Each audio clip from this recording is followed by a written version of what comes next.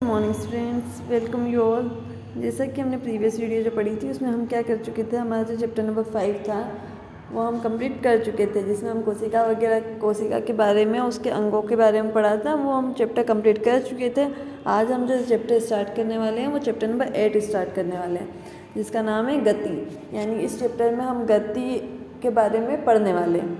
ठीक है, तो हम स्टार्ट करें, चलते हैं। हमारा जो चैप्टर है आपको दिया हुआ चैप्टर नंबर 8, जिसमें आपको सबसे पहले दिया हुआ है कि दैनिक जीवन में हम कुछ वस्तुओं को विराम अवस्था में तथा कुछ वस्तुओं को गतिमान अवस्था में देखते हैं। जैसे पक्षी उड़ते हैं, मछली तैरती है, तो ये सब क्या है, गति अवस्था में है ना। तथा और जबकि इसी तरह से जो परमाणु हुए, अणु हुए, ग्रह, तारे सभी जो है ये क्या है, गति अवस्था में।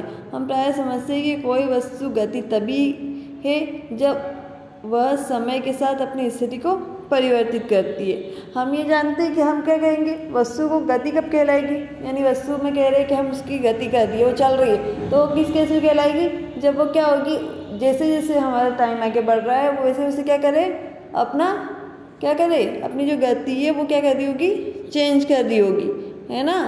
तो वस्तु गतिमान वस्तु कब कहलाएगी, जब वो क्या होगी कि अपनी क्या है, गति समय के साथ क्या कर रही होगी, चेंज कर रही होगी, तो वो क्या कहलाएगी, गतिमान वस्तु कहलाएगी। जिनमें गति के अस्तित्व के प्रत्यक्ष साक्ष्य है। उदाहरण के लिए हम हवा की गति का अनुमान धूल कणों के उड़ने व पेड़ की शाखाओं तथा पत्तियों के हिलने डुलने से लगाते हैं, है ना। जैसे हम कह रहे हैं कि हवा कह रही है कि हवा चल रही है, हवा गति करती है, तो हम किस तरह से पता चलेगा कि हमको हवा करती है, गति कर रही है। हम पेड़ पौधे हिल रहे होते हैं, धूल कण उड़ रहे होते हैं, तो हम कह सकते हैं कि हवा क्या है, गति कर रही है। इसी तरह से क्या पृथ्वी भी गति करती है क्या, यदि यह सही है तो हम पृथ्वी की गति का अनुमान प्रत्यक्ष रूप से क्यों नहीं लगा पाते। हम कहते हैं, जानते हैं कि पृथ्वी क्या कर रही है, गति कर रही होती है, पर हम क्यों नहीं उसकी गति का प्रत्यक्ष प्रमाण लगा पाते हैं। उसके बारे में देखते हैं। किसी व्यक्ति के लिए एक वस्तु गतिशील प्रतीत हो सकती है, जबकि दूसरे के लिए स्थिर। अब क्या हो सकता है, जैसे हम बात कर रहे हैं कि गति क्या कहलाती है, किसी भी वस्तु का चलना, है ना, यानी एक स्थान से दूसरे स्थान जाना, उसकी क्या कहलाएगी, गति कहलाएगी, है ना। अभी गति जो है वो हो सकती है, वो तो ये होगी। और गतिमान क्या कहलाएगी, जब अगर वो कोई वस्तु है वो यहाँ से यहाँ जाएगी तो वो कहलाएगी कि ये क्या है, गतिमान वस्तु है। गतिमान यानी क्या है कि वो एक जगह से दूसरी जगह क्या कर रही है, जा पा रही है। ठीक है, तो ये हो जाएगी गतिमान वस्तु। यानी कि किसी वस्तु की स्थिति समय के साथ बदल रही है, इसलिए उसको क्या कहेंगे, हम गति कहेंगे, और वस्तु क्या कहलाएगी, गतिमान वस्तु कहलाएगी। अब क्या हो सकता है, कुछ व्यक्ति के लिए क्या हो सकती है, वो वस्तु गतिमान प्रतीत हो सकती है, और कुछ लोगों के लिए स्थिर प्रतीत हो सकती है। किस तरह से, एग्जाम्पल देखें तो जैसे गति कर रही बस के यात्रियों के लिए सड़क किनारे लगे पेड़ पौधे पीछे की ओर गतिमान प्रतीत होते हैं, जबकि सड़क किनारे बैठे हुए एक व्यक्ति बस के यात्रियों को भी गति करते हुए पाता है। जैसे हम देखते हैं ना, बस में बैठे हैं, अगर आप बस में बैठे हो या आप बाहर खड़े हो, बस चल रही है, तो आप क्या देखोगे कि बस आगे बढ़ रही है, तो उसके साथ क्या हो रहे हैं, और जो बस में बैठे हुए लोग हैं वो भी आगे बढ़ रहे हैं। तो एक तरह से हम ये देख रहे हैं ना कि बस के साथ वो लोग भी क्या कर रहे हैं, गति कर रहे हैं, पर वो लोग क्या है, वो तो बैठे हुए हैं। अगर अब वो बैठे हुए लोग, बस में बैठे हुए लोग बाहर की ओर देखेंगे, तो बाहर की ओर आप बैठे हुए हो, तो आपको क्या दिखेंगे, वो बस वाले क्या दिखेंगे, आप पीछे हुए जाते हुए दिखोगे उनको, है ना, क्योंकि बस आगे बढ़ रही होगी तो आप पीछे की ओर गति करते हुए दिखोगे, जबकि आप क्या हो, आप एक जगह बैठे हुए। इस तरह से बताया गया है यहाँ पे कि कुछ वस्तुओं के लिए, कुछ व्यक्तियों के लिए जो गतिमान वस्तु है वो स्थिर प्रतीत होती है, और कुछ लोगों के लिए स्थिर वस्तु गतिमान हो सकती है। यद्यपि बस के अंदर बैठा हुआ एक यात्री अपने साथ ही यात्रियों को विराम अवस्था में ही पाता है, वही है। हम बात कर रहे हैं कि हमको वो गति में दिखा, उनको हम गति में दिखे, पर अगर वो बस के सभी व्यक्तियों को देखे तो वो सारे तो क्या है, गति में है क्या, नहीं, वो तो सारे एक ही जगह बैठे हैं। गति कौन कर रहा है, बस गति कर रही है। तो इसी तरह से क्या हो सकती है, गति क्या हो सकती है, कुछ व्यक्तियों के लिए विजिबल होगी, यानी क्या होते हैं, कुछ लोग इसे देख पाएंगे, और कुछ लोगों को लगेगा कि नहीं, वो तो विराम अवस्था में। इसीलिए क्या हो सकता है, गतियाँ क्या हो जाती है, इस तरह से जटिल हो जाती है। कुछ वस्तुएं सीधी रेखा में, तो कुछ वस्तुएं वृत्तीय पथ पर गमन करते हैं। अब अगर बस सीधे सीधे जा रही होगी तो क्या कहलाएगी, वो सीधी रेखा में गति कर रही होगी। अगर बस इस तरह से घूम के जा रही होगी तो वो क्या हो जाएगा, उसका वृत्तीय मार्ग कहलाएंगे। तो इस तरह से कुछ वस्तु जो होती है तो सीधी रेखा में गति करती है, कुछ होती है जो वृत्तीय मार्ग में गति करती है, कुछ घूर्णन पर कर सकती है तथा कुछ कंपन कर सकती है ना। कुछ वस्तुएं होती है वो घूर्णन भी करती है, कुछ वस्तुएं होती है वो कंपन भी हो सकती है। ऐसी भी स्थिति हो सकती है जिसमें ये क्रियाएं साथ साथ हो, यानी घूर्णन और क्रियाएं साथ साथ हो रही हो, ऐसी भी चीज़ें हो सकती है। इस अध्याय में सबसे पहले हम सीधी रेखा की गतिमान वस्तुओं का वर्णन करेंगे। हम इस तरह की गति को साधारण समीकरण तथा ग्राफ से व्यक्त करेंगे। तो इस चैप्टर में हम क्या पढ़ने वाले हैं, सीधी गति के बारे में, यानी सीधी रेखा में जो गति होती है, सीधी रेखा में जो गतिमान वस्तु होती है वो किस तरह से होती है, उसके बारे में हम इस चैप्टर में पढ़ने वाले हैं। तो स्टार्ट करें। सबसे पहले जो हमको दिया हुआ है यहाँ पे वो दे रखा है गति का वर्णन। अब गति क्या होती है उसके बारे में बताया गया है। हम किसी वस्तु को स्थिति को एक निर्देश बिंदु पर निर्धारित कर व्यक्त करते हैं। आइए हम इसे एक उदाहरण के द्वारा समझें। यानी हम क्या कह रहे हैं, हम किसी भी वस्तु को, अगर ये यहाँ पे कोई बस खड़ी हुई है तो हम कह देंगे कि ये बस क्या है, यहाँ पे खड़ी हुई है ना। तो इसके लिए हमको एक एग्जांपल इसमें दिया हुआ है, हम पहले वो देख लेते हैं। माना किसी गांव में एक स्कूल रेलवे स्टेशन से 2 किलोमीटर उत्तर दिशा में। हमने स्कूल की स्थिति को रेलवे स्टेशन के सापेक्ष निर्धारित किया है। इस उदाहरण से हम रेलवे स्टेशन के निर्देशांक बिंदु है। तो इसी तरह से क्या हो सकता है, अब हमने क्या बोल दिया कि जो रेलवे स्टेशन है वो क्या है, सॉरी जो स्कूल है वो रेलवे स्टेशन के क्या है, उत्तर दिशा में, है ना। जैसे यहाँ पे माना हमने कि ये स्कूल है, ये रेलवे स्टेशन है और रेलवे स्टेशन की उत्तर दिशा में कौन है, यहाँ पे स्कूल है ना। तो इस तरह से हमको पता चल गया कि रेलवे स्टेशन के उत्तर दिशा में क्या है, स्कूल है। तो इस तरह से हमने क्या कर लिया, स्कूल की स्थिति निर्धारित की। अब हम ये भी कह सकते हैं कि स्कूल जो रेलवे स्टेशन है उसके दक्षिण दिशा में हॉस्पिटल है ना। तो इसी तरह से किसी भी वस्तु की स्थिति को निर्धारित करने के लिए हमको क्या चाहिए होते हैं, निर्देशक बिंदु चाहिए होते हैं, जिसके सापेक्ष हम देख पाएँ कि दूसरी वस्तु की स्थिति क्या है ना। तो उन्हें कौन से ये और ये क्या कहलाएगा, ये ऐसे बिंदु क्या कहलाते हैं, मूल बिंदु कहलाते हैं। यानी किसी वस्तु की स्थिति को बताने के लिए हमें एक निर्देशांक बिंदु की आवश्यकता होती है और उस बिंदु को मूल बिंदु भी कहे जाते हैं। यानी ऐसा बिंदु जिसके सापेक्ष हम दूसरी वस्तु की स्थिति को देख पाएँ वो क्या कहलाता है, निर्देश बिंदु कहलाता है। ठीक है, तो इस तरह से निर्देश बिंदु के बारे में समझ में आया आपको। अब देखो एक सरल रेखी गति, हमको पता है गति क्या कहलाती है, कोई वस्तु एक जगह से दूसरी जगह जाती है तो वो क्या कहलाती है, उसकी गति कहलाती है। और वो वस्तु क्या कहलाएगी, गतिमान वस्तु कहलाएगी। गति का सबसे साधारण प्रकार सरल गति होती है। गति भी अलग अलग तरह की होती है, जिसमें सबसे पहली जो सबसे सामान्य प्रकार होता है इसका वो कौन सा होता है, सरल गति होती है। हमने सबसे पहले एक उदाहरण के द्वारा इसे व्यक्त करना सीखना होगा, है ना। तो हम इसके लिए एक एग्जाम्पल देखें कि हम गति को व्यक्त कैसे कर पाएंगे।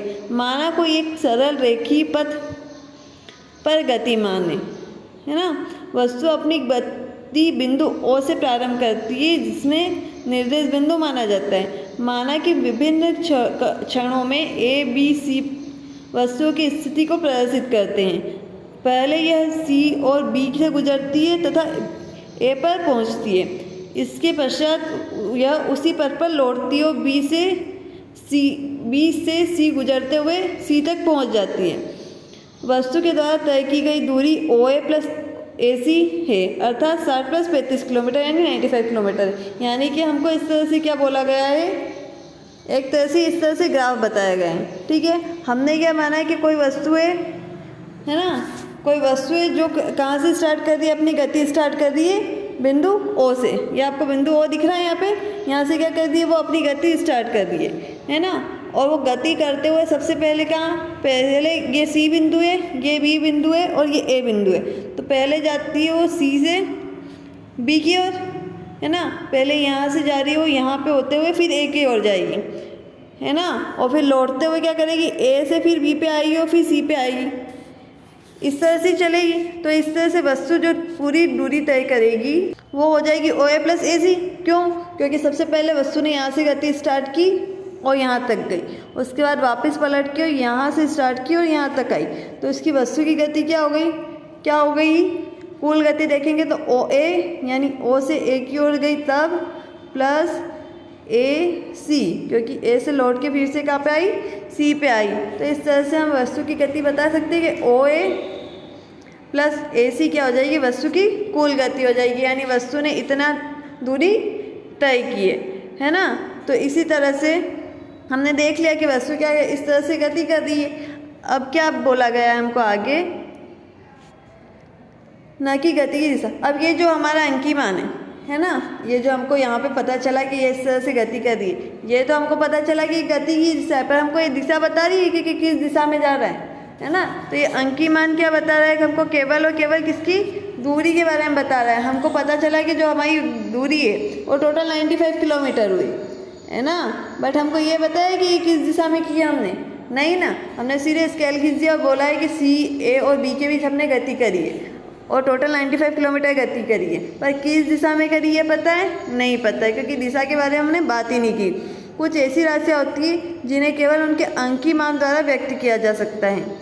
किसी भौतिक राशि का अंकीय मान उनका परिणाम होता है, किसी भौतिक राशि का अंकित मान उसका परिमाण होता है। इस उदाहरण के द्वारा क्या आप वस्तु के प्रारंभिक स्थिति O से अंतिम स्थिति C तक दूरी ज्ञात कर सकते हैं? हम कर सकते हैं। इस एग्जाम्पल जो हमने देखा था उसके साथ हम क्या कर सकते हैं, प्रारंभिक और अंतिम स्थितियों के बीच की दूरी ज्ञात कर सकते हैं, वो तो कर सकते हैं। यदि आपको A से गुजरते हो O से C तक के विस्थापन का अंकीय मान देना हो तो वस्तु की प्रारंभिक तथा अंतिम स्थितियों के बीच की न्यूनतम दूरी को वस्तु का विस्थापन कहते हैं। सबसे पहले तो ये बात सुनो कि अगर हम क्या कह रहे हैं, किसी भी दूरी के बारे में बात कर रहे होंगे तो वो उसका क्या हो जाएगा, परिमाण कहलाएगा। यानी किसी भी भौतिक राशि की, यानी हम जब किसी भी जैसे गति के बारे में बात कर रहे हैं, विस्थापन के बारे में बात करेंगे तो इनका जो मान होता है वो क्या कहलाता है, परिमाण कहलाता है। क्या कहलाता है, परिमाण कहलाता है। जैसे हम कहते हैं ना किसी भी चीज़ का परिणाम, इसमें क्या बोल जाता है, इसको परिमाण कहलाता है। ठीक है, यानी अगर हम दूरी हुआ, त्वरण हुआ, इन सबको अगर हम व्यक्त करेंगे किसमें व्यक्त करते होंगे, अंकीय मान में, तो वो उसका क्या कहलाएगा, परिमाण कहलाएगा। तो इसी तरह से जो विस्थापन होता है वो क्या होता है, जैसे हमारी कोई वस्तु है यहाँ से यहाँ तक जा रही है तो वो पहले यहाँ रुकी फिर यहाँ रुकी, यानी A है, ये B है, ये C है और ये O है ना। तो O से किसी वस्तु ने चलना स्टार्ट करा, उसने यहाँ इसके बीच में 25 किलोमीटर, इसके बीच में 35 किलोमीटर और इसके बीच में 40 किलोमीटर क्या करी, दूरी तय की। तो इसी तरह से हमने देखा यहाँ पे ये 25, ये 35 और ये 40 किलोमीटर दूरी तय की। तो इसकी टोटल दूरी क्या कहलाएगी, यहाँ से यहाँ तक की दूरी कितनी हो जाएगी, ये टोटल कितनी हो जाएगी, पूरी 100 हो रही है ना, ये पूरी 100 हो रही है। जबकि हम बात करें विस्थापन की, तो विस्थापन क्या कहलाएगा, हमारी प्रारंभिक तथा, क्या बोला हुआ है यहाँ पे विस्थापन की डेफिनेशन आपको, कि वस्तु की प्रारंभिक तथा अंतिम स्थितियों के बीच की न्यूनतम दूरी उसकी विस्थापन कहलाएगी। यानी क्या है, वस्तु हमारी चल रही है कहाँ से, यहाँ से स्टार्ट करी उसने, तो पहला उसका विस्थापन क्या हो जाएगा, यहाँ से यहाँ तक, क्योंकि कहीं ना कहीं वो यहाँ से हमारा जो हो जाएगा सेकेंड दूरी स्टार्ट होगी, क्या कहलाएगा, विस्थापन यहाँ कहलाएगा उसका। यानी वस्तु यहाँ से चली और पूरी दूरी देखी हमने तो वो तो उसकी दूरी हो जाएगी। बट अगर विस्थापन की बात करेंगे तो वस्तु विस्थापित कितनी हुई, यहाँ से यहाँ तक कितनी हुई, न्यूनतम दूरी कितनी हो जाएगी, 25 हो जाएगी। यहाँ से यहाँ तक की बात करेंगे तो न्यूनतम दूरी कितनी हो जाएगी इन दोनों के बीच की, कहाँ से कहाँ तक देखेंगे, सिर्फ यहाँ से यहाँ तक के बीच की दूरी जो होगी वो होगी उसका विस्थापन। फिर तीसरा विस्थापन क्या होगा, यहाँ से यहाँ तक की जो दूरी तय करेगी वो हो जाएगा।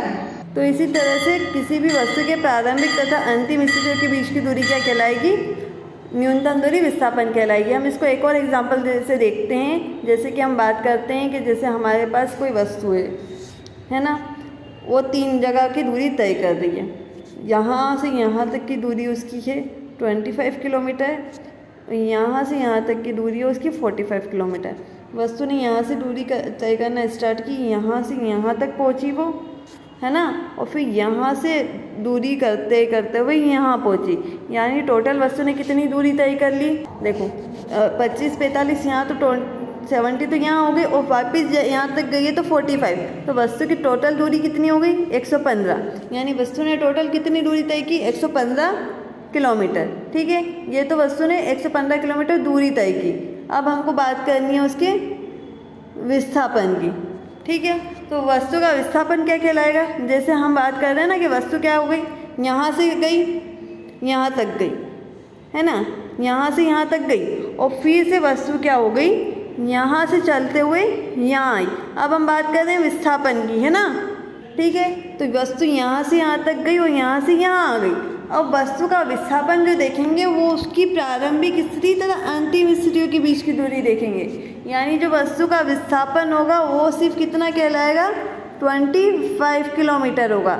क्यों? क्योंकि हमने विस्थापन की परिभाषा पढ़ी है कि प्रारंभिक तथा अंतिम स्थितियों के मध्य की न्यूनतम दूरी उसके विस्थापन कहलाएगी। यानी वस्तु की टोटल दूरी तो ये हो जाएगी, पर वस्तु का विस्थापन क्या कहलाएगा, उसकी जो प्रारंभिक स्थिति तथा अंतिम स्थिति के बीच की दूरी जो होगी वो उसका विस्थापन कहलाएगी। हमको मतलब नहीं है कि वस्तु ने कितनी दूरी तय की, वस्तु का विस्थापन यानी वस्तु की उसकी प्रारंभिक स्थिति से दूरी कितनी है वो उसका विस्थापन है। समझ में आया आपको? इसलिए जो होता है हमारी दूरी होती है वो हमेशा क्या होगी, धनात्मक होगी। यानी हमेशा, क्योंकि हम दूरी तो जितनी दूरी तय करेंगे उतना टोटल जोड़ेंगे, पर जो हमारा विस्थापन होता है वो धनात्मक, ऋणात्मक और शून्य भी हो सकता है। किस तरह से? जैसे हम देखें कि वस्तु ने इतनी दूरी तय की, है ना, इतनी दूरी तय की और वापस इतनी दूरी तय कर लेंगे, है ना। तो यहाँ पे जो इधर से दूरी तय की वो तो प्लस 115 हो गया विस्थापन। अगर इन दोनों के बीच की दूरी, इन दोनों के बीच की दूरी कितनी है, 70 है ना। तो 70 इधर से हो गया तो ये 70 किलोमीटर हो गया। तो ये प्लस में, क्योंकि वस्तु इतनी दूर गई है। अब इसी को हम वापस यहाँ तक ले आए तो ये क्या हो गई, फिर से उसी स्थिति में आ गई जहाँ से इसने स्टार्ट किया था। यह आ जाएगा इसका मान -70। यानी वस्तु का विस्थापन इस कंडीशन में कितना होगा, 0 होगा। क्यों? क्योंकि प्रारंभिक स्थिति भी वही है जो अंतिम स्थिति है ना। इसलिए वस्तु का विस्थापन क्या हो जाएगा, 0 हो जाएगा। तो इसी तरह से दूरी जो होती है वस्तु द्वारा टोटल जो तय किया गया मार्ग क्या कहलाता है, दूरी कहलाता है। जबकि विस्थापन क्या कहलाता है, वस्तु के प्रारंभिक तथा अंतिम स्थितियों के बीच की न्यूनतम दूरी क्या कहलाएगी, विस्थापन कहलाएगी। इतना आया आपको समझ में? अब इसी बेसिस पर आपको कुछ क्वेश्चंस दिए हुए हैं, हम वो सोल्व कर लेते हैं, उसके बाद हम आगे पढ़ना स्टार्ट करेंगे। सबसे पहला जो क्वेश्चन दिया हुआ है, आपको बोला हुआ है एक वस्तु के द्वारा कुछ दूरी तय की गई है, क्या इसका विस्थापन 0 हो सकता है? अगर हाँ तो उसके अपना उत्तर उदाहरण से दीजिए। अब क्या बोला है यहाँ पे, वस्तु ने कि कुछ दूरी तय की है। अब वो कुछ दूरी कितनी भी हो सकती है, तो इसका विस्थापन 0 हो सकता है क्या? बिल्कुल हो सकता है। किस तरह से? जैसे उदाहरण दे सकते हैं हम, वृत्ताकार मार्ग पर गति करता हुआ कोई पिंड एक चक्कर लगाता है तो उसके प्रारंभिक तथा अंतिम स्थितियों का मान 0 हो जाएगा। यानी इस तरह से हम एग्जाम्पल दे सकते हैं कि ये वृत्ताकार मार्ग है, इसमें पिंड यहाँ से स्टार्ट हुआ और चक्कर लगाते हुए फिर से घूम के यहीं आ गया, है ना। तो वस्तु की प्रारंभिक स्थिति भी यही रही, अंतिम स्थिति भी यही रही, तो विस्थापन 0 हो सकता है? बिल्कुल हो सकता है ना। नेक्स्ट क्वेश्चन बोला है हमको, क्या दिया हुआ है, एक किसान 10 मीटर की भुजा वाले एक वर्गाकार खेत की सीमा पर 4 सेकंड चक्कर लगाता है, तो 2 मिनट 20 सेकंड के बाद किसान का विस्थापन परिणाम क्या होगा? क्या बोला हमको, किसान का खेत कितना बड़ा है, 10 मीटर वर्गाकार है। तो इस तरह से 10 मीटर वर्गाकार है उसका खेत, और वो क्या करता है, एक वर्गाकार खेत में 40 सेकंड में चक्कर लगाता है। अब वर्गाकार खेत में कितने सेकंड में चक्कर लगा रहा है, यानी 40 सेकंड में वो इतना घूम लेता है। ठीक, तो हमको पूछा है कि 2 मिनट 20 सेकंड में कितना घूमेगा। तो सबसे पहले हम देखते हैं कि 2 मिनट 20 सेकंड में टोटल सेकंड कितने आ रहे हैं, तो 140 सेकंड आएंगे, है ना। 2 मिनट यानी कितने, 60 सेकंड, 1 मिनट में 60 सेकंड, 2 मिनट में 120 सेकंड, और 20 सेकंड हमको ऑलरेडी बोले हैं, तो टोटल 140 सेकंड हो गए। अब हमारे पास कुल समय कितना है, कुल समय कितना है, 40। और यूँ एक मार्ग में कितने सेकंड में चक्कर लगा रहा है, 40 सेकंड में। यानी एक चक्कर वो लगा रहा है 40 सेकंड में, हमको देखने हैं 140 सेकंड में कितने चक्कर लगाएगा। तो 140 को 40 से डिवाइड करेंगे, यानी 3 हाफ चक्कर लगाएगा, यानी कि 3 बार तो पूरा घूम लेगा और 1 बार सिर्फ आधा ही जा पाएगा। ठीक है, तो इसी तरह से हम क्या कर सकते हैं, हमसे पूछा है यहाँ पे विस्थापन का परिणाम क्या होगा। तो विस्थापन किस तरह से निकलेगा, वो प्रारंभिक तथा अंतिम स्थितियों के बीच की दूरी कितनी रहेगी, ये रहेगी। तो हमको क्या करना पड़ेगा, इसमें विकर्ण निकालना पड़ेगा, यानी वर्ग की भुजा ज्ञात करनी होगी। यानी हमको ये वाली वैल्यू ज्ञात करनी होगी, कौन सी, ये वाली, क्योंकि इतनी दूरी है, प्रारंभिक स्थिति या अंतिम स्थिति ये रही उसकी, है ना। कितना, 3.5 बोला ना हमको, तो यानी कि यहाँ तक चक्कर लगा लिया। अब हमको जो वस्तु की प्रारंभिक स्थिति वो यहाँ थी, यानी इन दोनों के बीच की दूरी निकालनी है। तो वो किससे निकालेंगे? हम पाइथागोरस प्रमेय लगा के निकाल सकते हैं, है ना। उसके बाद जो नेक्स्ट दिया हुआ है क्वेश्चन, वो बोला हुआ है आपको विस्थापन के लिए कौन से कथन सत्य है। तो सबसे बोला है विस्थापन शून्य हो सकता है क्या? बिल्कुल हो सकता है, ये सही है। इसका परिणाम वस्तु द्वारा तय की गई दूरी से अधिक होता है। सॉरी, यहाँ पे विस्थापन शून्य नहीं हो सकता है बोला है, विस्थापन शून्य हो सकता है, हमको पता है। और दूसरा बोला है इसका परिणाम तय की गई दूरी से अधिक हो सकता है, नहीं हो सकता। तय की गई दूरी से कम जरूर हो सकता है, पर तय की गई दूरी से अधिक नहीं हो सकता। क्या? वस्तु का विस्थापन। ठीक है, तो इस तरह से हमने ये वाले क्वेश्चन सॉल्व कर लिए, हमको दिए थे पेज नंबर 110 पर। अब हम देखते हैं हमारा नेक्स्ट टॉपिक। नेक्स्ट टॉपिक दिया हुआ है हमको कि एक समान गति या असमान गति किसे कहते हैं। तो एक समान गति और असमान गति क्या होती है? यहाँ जैसे बोला हुआ है, माना कि एक वस्तु एक सीधी रेखा में चल रही है। माना पहले सेकेंड वो 1 सेकेंड में वो 50 मीटर, दूसरे 1 सेकेंड में वह 50 मीटर, तीसरे सेकेंड में वो 50 मीटर तथा चौथे सेकेंड में 50 मीटर दूरी तय करती है। इस स्थिति में वस्तु प्रत्येक सेकेंड में 50 मीटर तय करती है। क्योंकि वस्तु का समान समय अंतराल में समान दूरी तय करती है, तो वह एक समान गति कहलाएगी। यानी सीधी बात कि वस्तु यहाँ से 50 से यहाँ भी 50, यहाँ भी 50 और यहाँ भी 50 गई, है ना। और टोटल एक ही सेकेंड में उसने कितनी दूरी का तय कर ली? 50-50 मीटर दूरी तय कर ली। ठीक है, तो यानी समान समय अंतराल में वो समान दूरी तय कर दी है, तो वह वस्तु की क्या कहलाएगी? एक समान गति। यानी समान समय अंतराल में समान दूरी तय करना क्या कहलाएगा? वस्तु की क्या कहलाएगा? एक समान गति, है ना। और इसी के जस्ट अपोजिट, अगर समान समय में समान दूरी नहीं तय करेगी तो वो क्या हो जाएगी? असमान गति। यानी समान गति क्या?